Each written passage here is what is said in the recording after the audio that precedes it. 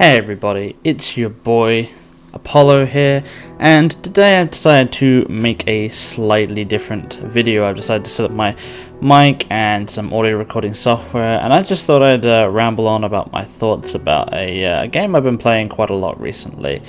As it's probably obvious, if not from the visuals, also the title, I've been playing Hollow Knight quite a lot recently. In fact, my playtime has reached a probably quite embarrassing 27 hours at this point. I've been binging it on the evenings, usually in about 3 and 4 hour play sessions. You know, it's a fun game, so I just wanted to make this video, mainly because at the beginning I didn't really enjoy the game very much. There's actually two saves before the save I'm currently playing on that have between I think 9 and 15 hours each, and each of them represent kind of my own personal failings with the game. It's one of my friend's favorite games. In fact, I think he recently said that it was his favorite game, and I gave it a few goes. I mean, I bought it when it released physically for the Nintendo Switch. I haven't quite managed to narrow down when that was, but I know it released on the Switch on the 12th of June in 2018. I just kind of enjoyed the way that the game looked, and I know some reviewers said it was a metroidvania, and I'm always interested in a new metroidvania game, so I picked it up, and then immediately decided that it's not that I didn't enjoy the game, but it was particularly frustrating. Being a metroidvania type game, it's obviously difficult to find your way around the world and see everything that you've got to see. You know, even the options, and this is kind of going more deep into the game, but even some of the options like the map aren't at all filled in until you buy it and then eventually scope out the place yourself, and even then you don't know your current location until you finally get the compass. And these things all happen fairly early on, but very little of it is actually told to the player. The game essentially lets go of your hand almost immediately. Now, I say it lets go of your hand, but that's not particularly true. The game, because it's a Metroidvania, limits your progress all the time, because you may not have the necessary abilities to carry on. But there aren't really any restrictions to how you explore the world. But yes, speaking of my initial first experiences of the game, I did find it extremely difficult. That's not surprising. The game is quite infamously known as sort of being similar to Dark Souls because of the way the bosses are hard and the way that you die. When you die, you leave a soul who has all of your money and also the rest of your soul container. So it's basically an imperative that if you have any money whatsoever, that you track down the soul before you die again. Otherwise, that money is gone forever. And it can be quite disheartening, I feel, to die before retaking your soul. That has happened to me once or twice, even throughout my most recent playthrough, where I think I lost about 2,000 Geo in one move. That was particularly sad. But I think what was most difficult, obviously, and this is to nobody's surprise, was the bosses of the game, which, contrary to popular belief, require patience more than anything. Like, don't expect to go into the game and win all the bosses first time round if the game is new to you, because it's just not possible. Well, if you are that good, then I'll be astonished, but essentially the first couple of goes are really like tests to learn the patterns of the enemies, and I don't think it's cheap in that way. Like, I would say that learning patterns of enemies and then coming back to fight them over and over again would be fairly cheap, but to be honest, it is generally more about just patience and picking the option that is best for the scenario. I remember one of the recent fights was the Traitor Lord, which is one of the last almost end game type bosses, and it's quite obvious what the appropriate move is to deal with his attacks. And I think that's where I got annoyed. There's a particularly annoying boss, and to be fair, this is kind of a criticism of the game. It's in a place called the Soul Sanctum, and although I could probably do it maybe first go, maybe 2 goes. It's hard. Even the walk to the boss is particularly difficult, and the game doesn't place checkpoints next to the boss. They are usually a ways away, and you'll end up probably getting bruised and battered even when you're just trying to get back to the boss, which is always particularly disheartening, in my opinion.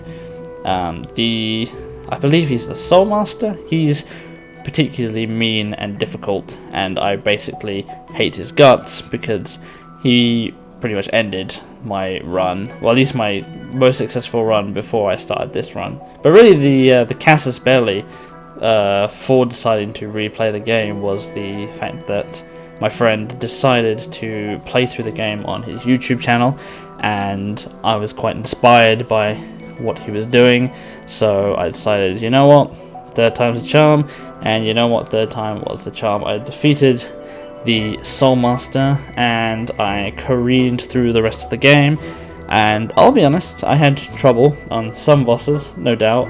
Nosk was pretty tricky, Brooding Morlek was pretty mean, so were things like Hive Knight, but you know, some of the bosses are really quite fun. Bosses like the Mantis Lords is definitely a favourite, and even the Traitor Lord was quite a good fight, mainly because you actually got help. And in fact, that happens again when you fight a weird jellyfish at one point in the game, although that was more annoying, I suppose, because it required patience. But I do think patience is the key. It's patience mired with a bit of curiosity.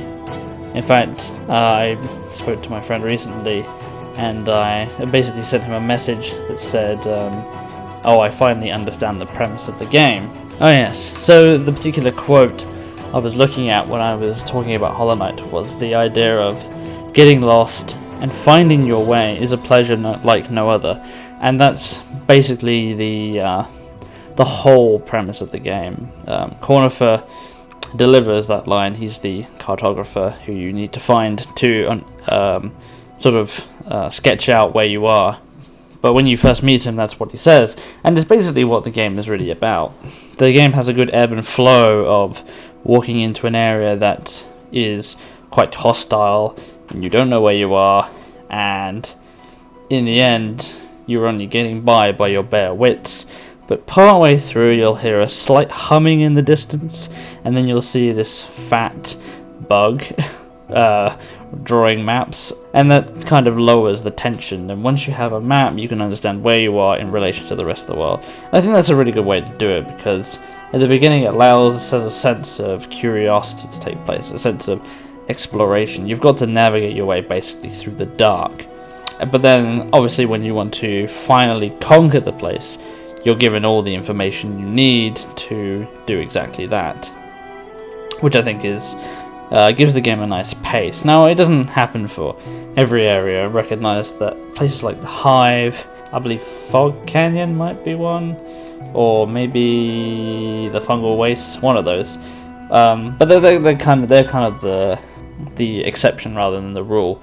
On the whole, the game offers quite a compelling sort of metroidvania map, and that's the element I want to focus on the most, because although my friend likes it because it has beautiful art, the reason I've always enjoyed it is because it was a metroidvania, and it does the metroidvania formula extremely well. There are 4 or 5 power-ups in the game, maybe more. Not all of them are essential. I think people have completed the game in very fast times without necessarily getting all of the equipment, which is essentially one of the aspects of a metroidvania. But essentially you need to get all of the power-ups to explore all that there is to see, and each one is not only a significant boost to how you can explore the world, but also how you can engage in combat. The Vengeful Spirit, which is the very first ability that you unlock, is really powerful as a weapon for dealing with enemies, but it's also the only thing that will defeat a certain kind of enemy. I believe they're called a boulder, or one of the big ones, and it's the only way you can get into Green Path. Then you get the dash, which is the only way to cover distances. There's also a claw that you can use, which I should have talked about earlier because I guess it's really important, but it allows you to scale walls. And what this does is sort of lend into a 3 sort of part system where the equipment you're given, or I guess the abilities and spells that you acquire, are used for primarily combat, but also in sort of navigating the areas, while also being useful for reaching new places. Because there are, as well as exploring, you will have to complete pretty arduous platform challenges, and they're not a joke, so let me tell you, some of them are really mean. I certainly consider the game to be just as good as the other 2 main metroidvanias that I consider to be the best of the series, and that would be Super Metroid and Axiom Verge. Especially because usually metroidvanias are usually concerned with science fiction, whereas this is more of a fantasy setting. And within this fantasy world, obviously, there is the inclusion of many characters, many of which are non-hostile to the player, which is quite rare in a Metroidvania. You actually don't really come across many characters at all, so it's nice to find some.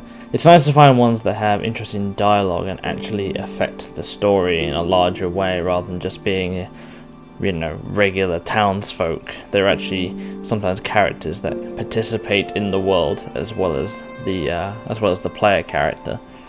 But even considering that, there's a few particular characters who even have like longer arcs in the story. Characters like Zote and Cloth and Tiso, and there's one more. I think his name is Quirrell.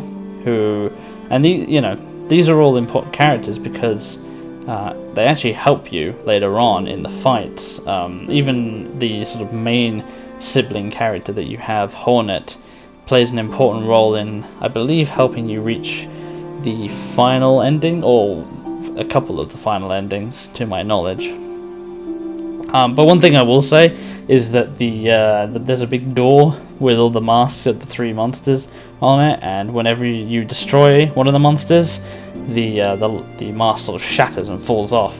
And I've got to think, that's a direct reference to Super Metroid. Like, in Super Metroid, there's a golden statue with all of the bosses on it, and every time you take one out, their eyes dim, and eventually you can move the statue aside to get to the last area of the game. That's essentially what you're doing in this game.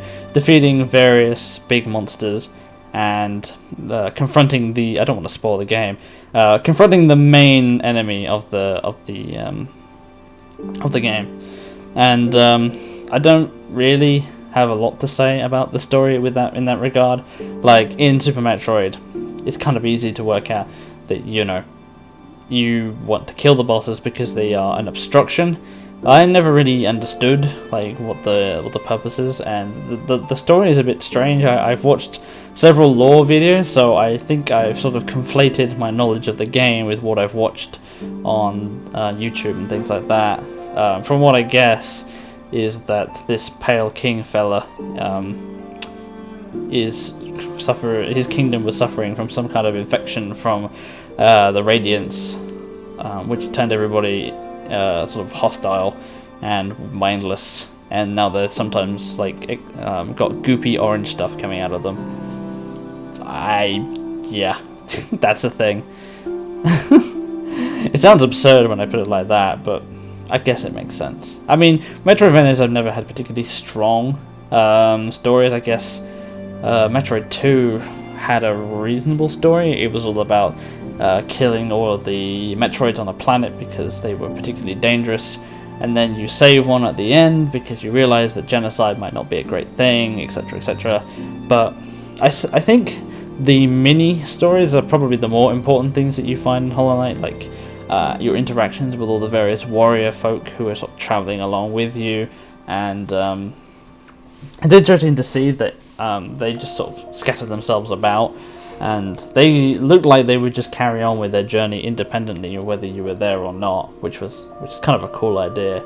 And some of them have a particular personality, and obviously my favorite character is Zote, who you can actually impact a fair amount, because if you choose not to save him, or just to ignore that part of the game entirely, then he just dies, and that's it. You'll never see him again. It's not presented as like a moral choice. At no point of the game hands you an option. Everything is basically done through the mechanics of the game, which is incredible for a game that doesn't really allow for any speech whatsoever. Like, if you want to save someone, you have to save them, and I believe as though it's captured at least twice, once by a nasty looking flying bug, and a second time by some spiders. But yeah, as I say, if you don't save him, he's just dead. But if you do save him, I recommend that you do, he ends up providing some much needed comic relief in the Colosseum of Fools. But there's also other characters that you can have a large impact on. Like, I recently just finished upgrading my nail to the max, and the nail master effectively asked me to murder him, and I was like, yeah, okay, I'll oblige. Not realizing that there was probably another way, I kind of just blundered into that. I mean, he was a nice guy, so I honoured his request, but after I said to my friend that I'd done it, I kind of feel a bit mean about the whole ordeal. Although, the game does give you an achievement, so it's kind of mixed messages, but I suppose that's the advantage, is it at least provides some choice to how you're going to do things. Like, you can, I think, finish the game in 4 different ways, to my knowledge. Although I'm not really sure how that really works. I've been sort of just trying to max out currently my character to make it as tough as possible, because I suck and I want every advantage I can possibly get before I go into the final fight. But speaking of like things like little stories, there's also quite an interesting one regarding the grubs in the game. And they're really quite interesting. So, scattered around in sort of nooks and crannies, you'll find little, I guess they're like larvae, but they're green larvae creatures that are called grubs. And if you free them from their glass jar, they'll return back to the grub father, who in turn will give you money, which is kind of a good way to essentially bank cash in the events that you accidentally do something stupid and die. But over time, what happens is the more and more grubs you bring back, the more and more you get rewarded, and the more you will go seeking these grubs, because it's really quite advantageous. But when you finally come back to the grub father, he's like eating them all, which is weird. Especially considering how one of the bosses in the game, the collector, was trying to capture them all. So there's kind of a weird dynamic between like whether the grubs would be better off if they were in glass jars, or whether or not they were better off being eaten. The achievement or the associated quest does say metamorphosis, so it kind of gives me hope that the grubs I saved, I believe there's like over 40 of them, the grubs I saved did not perish as a result of the father consuming them. But the advantage is you get a pretty cool charm, so that's always good. And that's actually a really good segue into charms, because the game is pretty good at allowing you to express sort of your individual preferences for combat and how you do it. There's all kinds of charms that will affect everything from the length of the nail to how much health you have to the soul you consume, and give you some of them are quite obscure and give you weird buffs. Like, I know the Sharp Shadow allows you to do damage when you dash through an enemy. Things like Grub Song, when you get hit, you take damage, but you actually gain soul while that happens. So this does allow you to sort of spec out the sort of way you want to play. If you suck like me, you'll basically equip all of the extra health perks when you go into a fight to make sure you don't die. These are things like Lifeblood, which basically increase your max health. But really, this isn't...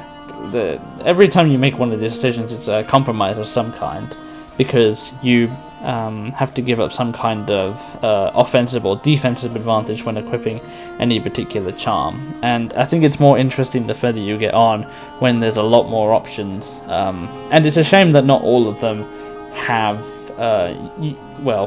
it's a shame not all of them seem to be extremely useful. Like, there are some of them that just don't seem all that particularly important, especially the ones that are only worth 1. They don't on the whole tend to be particularly useful, but then again they consume less notches, so it's fair enough. I will talk a bit about the graphics, because I think that's very important. The reason why this video is titled The Beauty of Hollow Knight is because that no matter where you are and no matter what you're doing, at least the game looks pretty. You may be getting your ass kicked by a giant monster, but it's okay because the art and the graphics always look pretty cool, and it does actually help a lot, especially when it comes to navigation.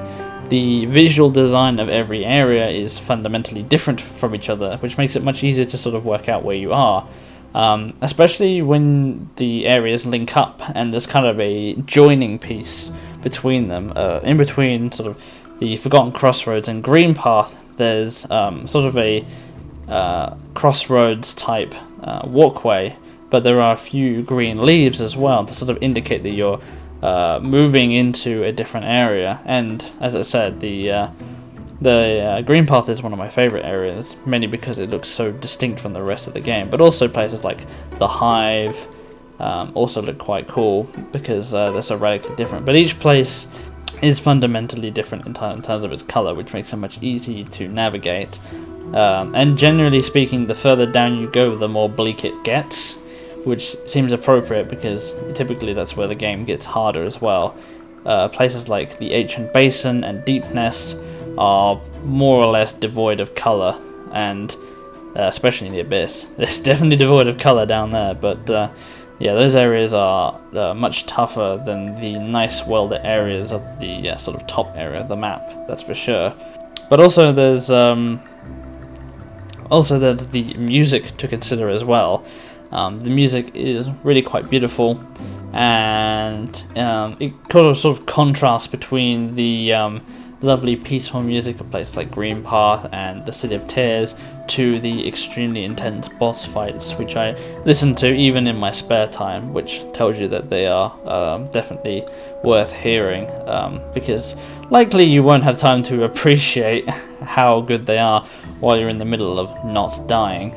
So to conclude, the game Hollow Knight is definitely worth your money. I've already mentioned that, but in terms of a review perspective, it's definitely a good idea, and it's especially good when you consider the fact that it's all made by an indie team. So there's no kind of it's not like giving your money to EA. You don't feel like you're selling your soul to purchase the game, which is always a nice thing, that's for sure.